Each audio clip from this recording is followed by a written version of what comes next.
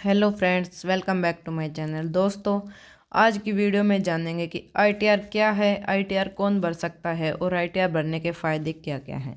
तो चलिए शुरू करते हैं वीडियो को। सबसे पहले जानते हैं कि आईटीआर की फुल फॉर्म क्या होती है। आईटीआर की फुल फॉर्म होती है इनकम टैक्स रिटर्न, जो कि हमारी सालाना आय पर हमसे केंद्र सरकार द्वारा जो भी टैक्स लिया जाता है उस टैक्स को ही इनकम टैक्स कहा जाता है। यह एक प्रकार का फॉर्म होता है जिसमें आपकी आय की सभी जानकारियां भरी हुई होती हैं। अब इनकम टैक्स कौन कौन व्यक्ति भर सकता है, इसके लिए भी एक एक्ट बनाया गया है। इनकम टैक्स एक्ट 1961 के सेक्शन 139 सब सेक्शन 1 के मुताबिक केवल वही व्यक्ति इनकम टैक्स फाइल करेंगे जिनकी सालाना आय 2.5 लाख से अधिक होती है। इसके अलावा भारत में जितनी भी सरकारी या प्राइवेट कंपनियां कार्य करती हैं उन सभी को अपनी आय के मुताबिक इनकम टैक्स फाइल करना होता है।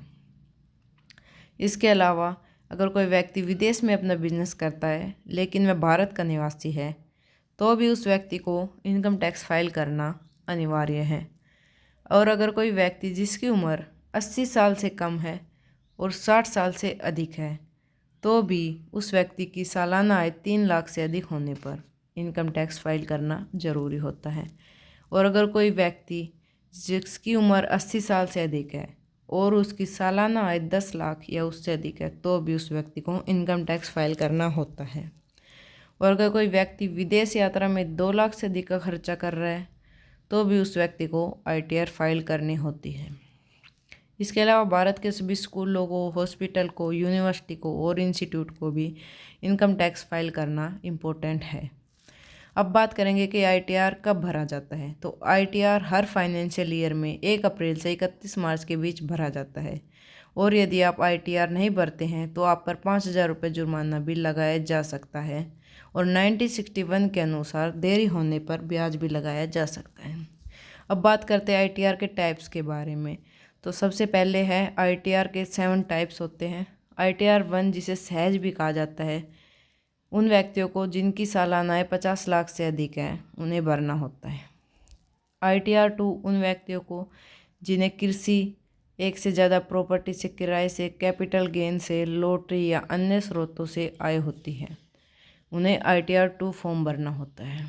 अब बात करेंगे आईटीआर 3 बिजनेस के ऐसे साझेदार जिन्हें ब्याज से, सैलरी से, बोनस से, कैपिटल गेन से, एक से ज़्यादा प्रॉपर्टी के किराए से, उन्हें आईटीआर 3 भरना होता है। आईटीआर फॉर्म 4 जिसे सुगम भी कहा जाता है, ऐसे एचयूएफ जिनको बिजनेस प्रोफेशन जैसे डॉक्टर, वकील आदि के जरिए आमदनी हो रही है, उन्हें आईटीआर 4 जमा करना होता है। अब बात करते हैं आईटीआर 5 के बारे में। आईटीआर 5 उन संस्थाओं को भरना होता है जिन्होंने खुद को एलएलपीज, एओपीज और बीओआईज के रूप में रजिस्टर करा रखा है, यानी कि association of person, body of individual या लिमिटेड लायबिलिटीज़ पार्टनरशिप के रूप में खुद को रजिस्टर करा रखा है। आईटीआर 6 उन कंपनियों को जिन्हें इनकम टैक्स एक्ट के सेक्शन 11 के तहत छूट नहीं मिलती है, उन्हें आईटीआर 6 भरना होता है। अब बात करेंगे आईटीआर 7 को।